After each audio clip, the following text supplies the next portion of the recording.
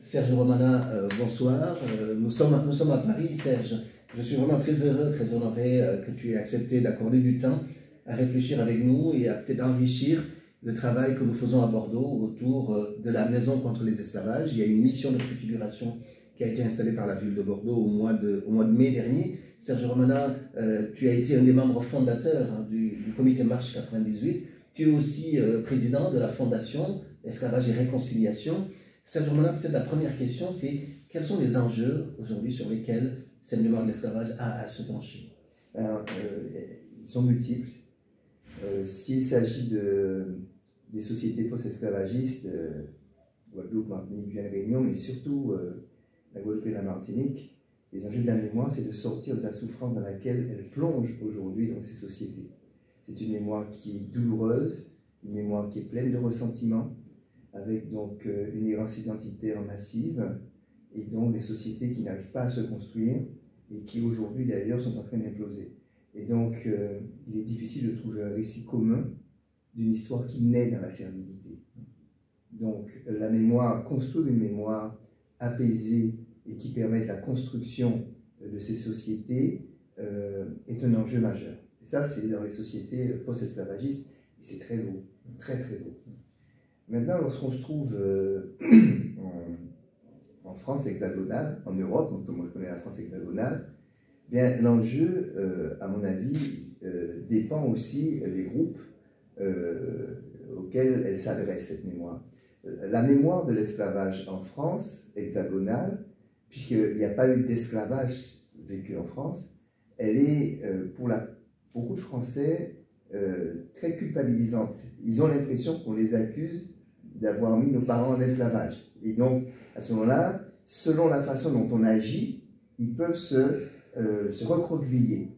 Et moi, je suis très sensible à l'association Mémoire et Partage, où en fait, on partage une histoire. Et c'est important ce terme de partager une histoire, parce que cette histoire, on l'a de différents endroits. Mais en France, cette histoire, elle est beaucoup... On peut imaginer qu'elle est celle de l'abolition, puisqu'il y a des Français qui se sont battus pour l'abolition de l'esclavage. C'est intéressant que les nôtres puissent le savoir. Mais comme l'histoire de la France, elle est mondiale, en fait. Hein. L'histoire de la France ne s'arrête pas à l'Hexagone. L'histoire de la France, elle est beaucoup plus grande. Il est important que la société française puisse savoir que son histoire est liée à ce qui s'est passé autre part. Et que c'est cette liaison qui fait qu'aujourd'hui, eh bien, la France est un pays qui reçoit, on va dire, ces Français qu'elle a fabriqués ailleurs et qui viennent d'ici. Et, et la question de l'esclavage, faire comprendre, faire connaître l'histoire de l'esclavage, c'est aussi participer d'une certaine façon à l'apaisement aussi des tensions qui existent ici. Ça, c'est, on va dire, la société française de façon générale. Et puis, il y a tous ces jeunes qui viennent d'Afrique et des Antilles, maintenant, qui, si on ne fait pas attention, vont prendre la question vont se fabriquer, en tout cas, auront une mémoire de l'esclavage qui va être les Blancs nous ont mis en esclavage, donc nous sommes révoltés contre les Blancs. Entre guillemets, je caricature. Donc, il y a un enjeu aussi de faire connaître cette histoire dans toute ces histoires de l'esclavage. Il n'y a pas que l'esclavage colonial, transatlantique. Voilà. C'est une compréhension de l'esclavage de façon générale pour qu'on puisse avoir une vision, encore une fois, de construction en fait de la société. Mais justement, Serge, à t'entendre, j'ai l'impression que nous sommes dans les années 90. Ça fait 25 ans maintenant que le CM 98 anime ce grand mouvement. Est-ce qu'il y a eu des évolutions? Alors, on a 2 journées nationales de commémoration de l'abolition de l'esclavage et des victimes qui existent en France. Vous avez créé une nouvelle fondation, la Fondation Esclavage.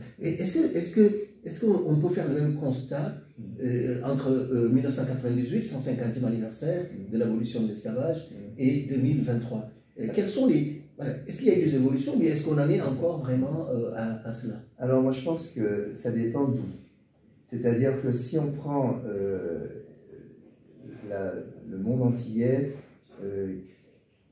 la première génération, en antillaise, celle qui est venue ici dans les années 70-80. Je les appelle les enfants de la canne à sucre. C'est ce groupe, c'est lui qui a fait ce dont on parle, les journées de commémoration.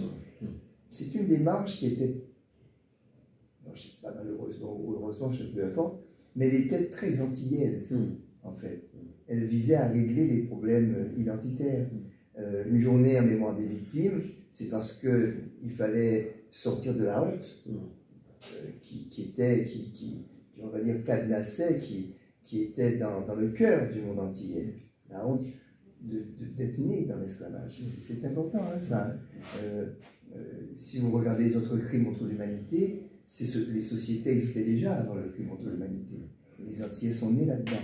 D'où c'est catastrophique, en fait. Donc, c'était une démarche très autocentrique qui partait d'un besoin interne. Et effectivement, on a beaucoup évolué au point où, mais c'est un long chemin. C'est un long chemin de déconstruction. C'est 213 ans d'esclavage, puis après, ça a été, la colonisation a continué, mais enfin, on est dans une société fabriquée dans l'esclavage. Je pense qu'il faut bien comprendre ça. Elle est fabriquée dans et par l'esclavage. Ce ne sont pas les sociétés qui se trouvent en Afrique. Ce ne sont pas les sociétés françaises. Si on prend encore une fois le génocide juif, ça n'a pas fabriqué les juifs. Les juifs existaient avant le génocide juif.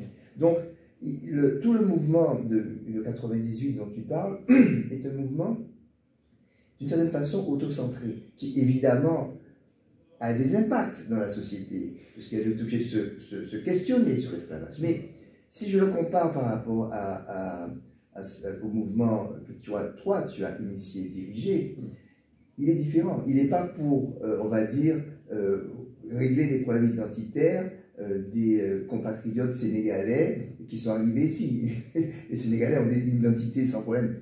Le mouvement que tu as initié est un mouvement très en direction de la société française, mémoire et partage. En gros, les gars, non, vous ne vous êtes pas construit tout seul. Ce n'est pas vrai, ça. L'histoire de la France, c'est pas l'histoire de Bordeaux, c'est l'histoire de Bordeaux en relation avec le monde.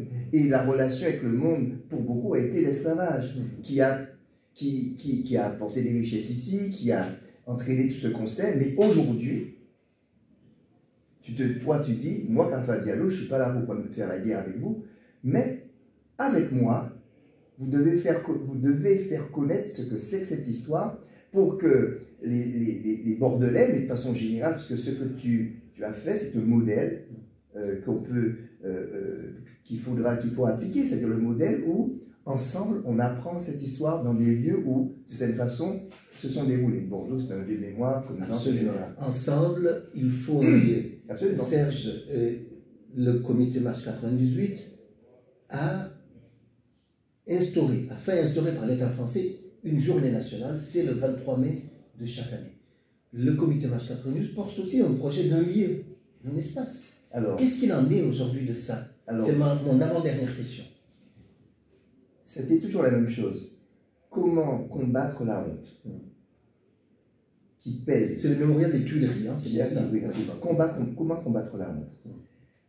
Enfin, tu es d'origine africaine, ton cœur est là-bas, tu as grandi là-bas, tu es fier de tes aïeux.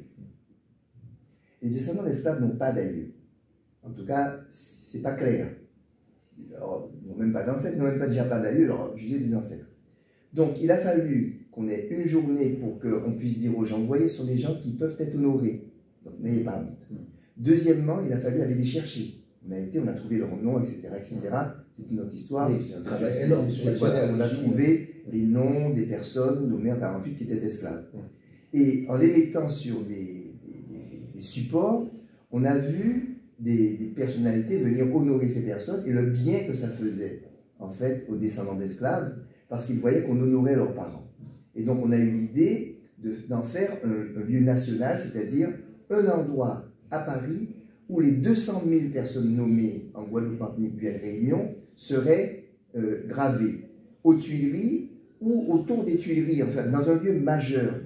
L'idée est la chose suivante. Lorsque ce lieu existera à Khalfa, personne, s'il sera ouvert, personne ne pourra nier qu'il y a eu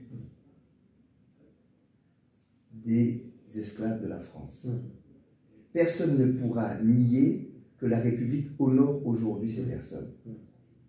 La Soufrière pourra exploser, la montagne Pelée pourra exploser, eh bien, cette histoire ne pourra pas disparaître parce que le nom de ceux qui l'ont vécu sera gravé au cœur de la France.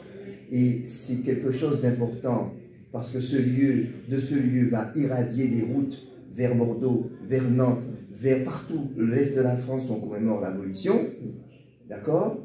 Des gens pourront venir et voir ces personnes. Je dis toujours que si Nelson Mandela existait en France, il serait venu là. Absolument. Un projet important, essentiel et un projet auquel je veux témoigner de mon engagement et de mon soutien. On en a besoin en tant que fondateur et directeur de Mémoire et Partage, mais aussi en tant qu'élu de la région Nouvelle-Aquitaine. Nous sommes avec et autour de ce projet et du CM 98. Ma dernière question, Serge Romana, c'est ce projet de maison contre les esclavages que nous avons à Bordeaux. Fondamental. Comment est-ce qu'un acteur comme toi, qu'est-ce qu'il aimerait pouvoir trouver dans un lieu tel que celui-ci? Alors, c'est un lieu de mémoire des esclavages. C'est-à-dire qu'en fait, je pense que c'est un lieu où il y aura la connaissance des esclavages, qu'ils soient atlantiques, qu'ils soient en Afrique, qu'ils soient transsahariens, mais pas l'esclavage qui n'existe pas. Il y a aussi l'esclavage qui existe aujourd'hui, avec ses conséquences. Il y a l'esclavage en Mauritanie, il y a les Aratines, et j'ai eu l'occasion de voir ces personnes esclaves, les yeux éteints. C'est un lieu où ces personnes pourront être, c'est un lieu pour elles aussi. C'est un lieu de connaissance et de partage et d'entraide.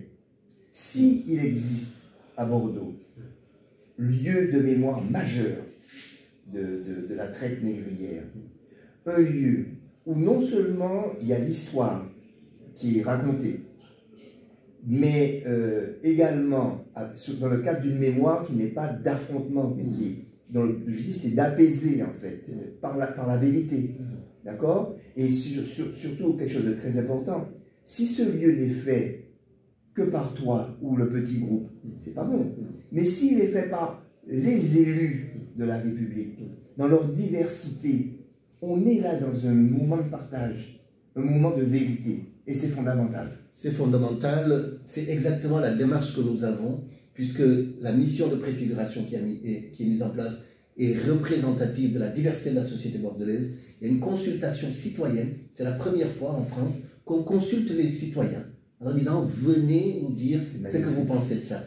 Serge, je veux vraiment te remercier du temps que tu nous as accordé, et puis exprimer vraiment encore une fois notre soutien, notre fraternité qui ne date pas d'aujourd'hui, autour des idées que vous portez et de ce que vous défendez. Vous nous avez nourris, si nous aujourd'hui à Bordeaux, au Havre, à La Rochelle et aussi à Paris et à Bayonne, nous avons un réseau, c'est parce qu'on avait cette locomotive qui est le CM 98. Donc je veux te le dire, de dire au CM 98, à la Fondation Esclavage et Réconciliation, pour que nous puissions continuer notre cheminement de vérité et de justice. Devant tout le monde, on se donne la main. Oui. Merci beaucoup. Merci infiniment, Serge. Très bien. J'espère que c'est bon. Regarde si ça a pris, parce que